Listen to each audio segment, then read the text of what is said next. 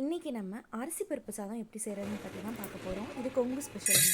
இப்போ ஒரு cup rice எடுத்துட்டோம் அப்படின்னா அதே அளவு துவரம்பருப்பும் எடுத்து ஊற வச்சுக்கணும்.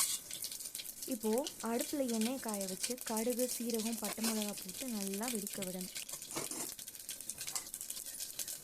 அதுக்கப்புறம் சின்ன வெங்காயம் போட்டு தாளித்து இன்னும் மணமாக இருக்கும். அதுக்கப்புறம் பூண்டை நச்சு போட்டுட்டு நல்லா வதக்கணும்.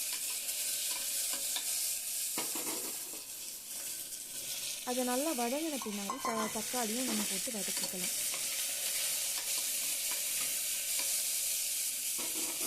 இப்போது அரிசிக்கும் சேர்த்து நம்ம உப்பு போட்டுக்கலாங்க.